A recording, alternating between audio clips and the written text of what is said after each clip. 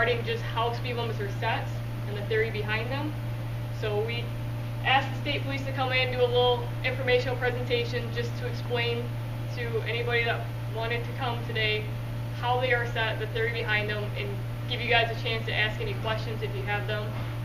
And then hopefully you guys will go away with a better understanding. All of these pictured here are catastrophic wrecks that the agency responded to, the Michigan State Police. And I should probably back up just a little bit and tell you that my primary job is fatal traffic crash reconstruction. That's what I do.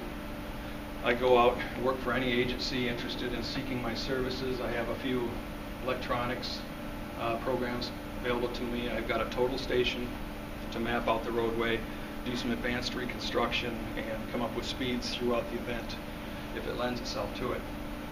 These are the kind of crashes we're trying to prevent. And this is a common held belief that there are more and more crashes each year, right? Anyone? No, okay. Wrong. From 1940 through 2009, when this graph stops, the Michigan fatality rate per 100 million vehicle miles traveled has actually gone down. So why is that? You could say, well, there's obviously a lot more cars now. There's obviously a lot more drivers, but the cars they're making are better. The motoring industry is just 100 years old now. It's still fresh, so there's still a learning curve. We're getting better. You can see though, they've plummeted drastically since the high water mark there, somewhere between 43 and 40. Our speed limits established. This is the big question. There's a lot of folks that have this idea that the sign alongside the road tells you what to do. From a law enforcement perspective, it does. You ask anybody that's ever driven a patrol car and been issued a radar gun in a ticket book, they'll tell you that's the sign, that's what they're going to do, and they're going to do that while I'm here from 8 to 4, or something along that line. So, how are they really established?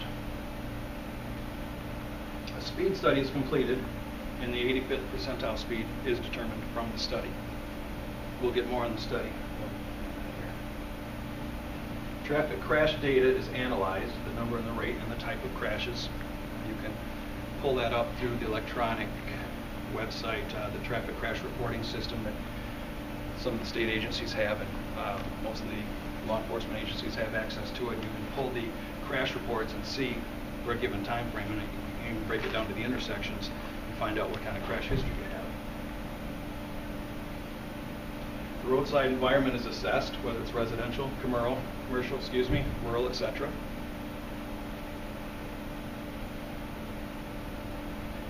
And roadway configuration is considered, the number of lanes, lengths of road, etc. To do a speed study, you want to find an area of road where vehicles can generate some speed. You'd be doing a disservice if you put them right up tight next to a traffic light, because people are either slowing for the light or they're accelerating to get through the green or the yellow or what have you.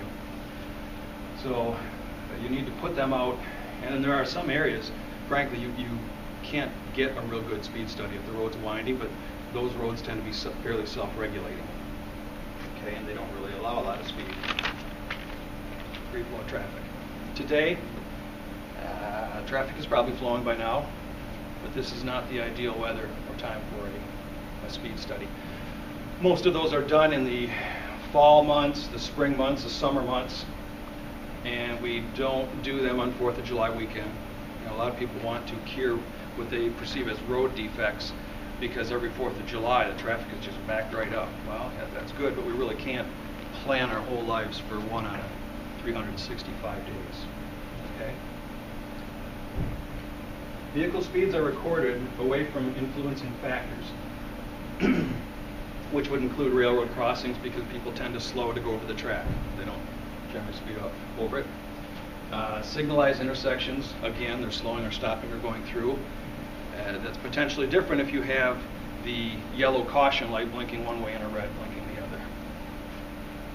Curbs, they slow for curves, so you really want to try to hit the straightaways. And they're completed using a LiDAR, or a laser radar gun, in an unmarked vehicle parked in an inconspicuous location, or with automated tube counters. The reason we do this is we really, really want to know what they're doing. We don't want to put a patrol car out there on a guy like this, because that's not going to tell you what people are really doing. You honestly want to find, I mean, this is human nature we're dealing with. We want to see what they're doing, okay? And take a whole bunch of little ticks on our tick sheet and sort them into bins.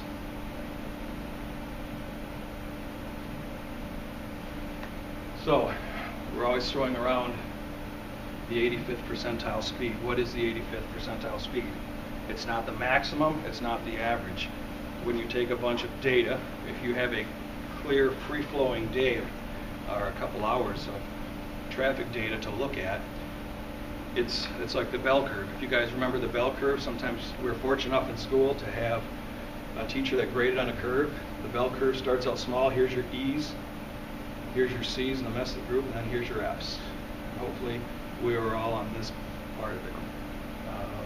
But the 85th percentile is based on a basic bell curve, and it's down at the lower, I'm not going to say the lower third, it's bigger than that. But we're going to have some examples up here to look at. The 85th percentile speed is the speed that 85% of the vehicles are traveling at or below. Okay, and we say, oh, we set it at the 85th. That doesn't mean that's the highest speed and everybody's doing that, or it's a minimum. That is that part on the bell curve under the assumption that 85% of the motorists are safe and good. Okay, statistically. And that's the ideal speed to set as the maximum limit, because it provides the lowest speed variance between vehicles and thus provides the lowest crash numbers. And it provides the optimum enforceability. If a speed limit is set, even there are some bad 55 zones out there. Okay, specifically there was one on 75 or 69, or where they come together in Flint. That was a 55, even though it was a part of the big freeway, limited access. What you have is if you post that 55 and you want to enforce that with a patrol car, he's stopping anything that's exceeding 65 into 70 miles an hour. Maybe he's out there writing a ticket or issuing a ticket to someone for doing 71, suppose, and the 90 goes by him while he is talking to a citizen that is probably going as fast as the pack, right? Remember the pack? It's pretty much the cars around you, cars behind you, cars on the side of you, and cars in front of you. You're pretty much moving in unison, and that's kind of the pack. And that's ideally, you want a smooth flow of traffic with everybody ideally moving the same speed. You're not going to have that, but the smaller you can make the deviation between the fastest and the slowest is where it's safe. The safest speed limit. Crash involvement versus speed. Now this is the slide I hated the most because it reminded me of so many other things in school. But this is nighttime rural, daytime rural, and freeways. And what they have in common is the bigger the deviation in the speeds, the higher the crash rate. You want to reach right down at that lowest point where your crashes are lowest. And secondly, why this is important, to set speed limits correctly, laws need to be reasonable, or people will not follow them. Even when they are reasonable, some people will not follow them. Am I right? Jim? Yeah. Okay. Here's my fine example. Littering is illegal. Okay? So we should never see this kind of thing outside anywhere, right? But we do. Here's the speed study. 155 vehicles in 15 minutes. That's quite a few.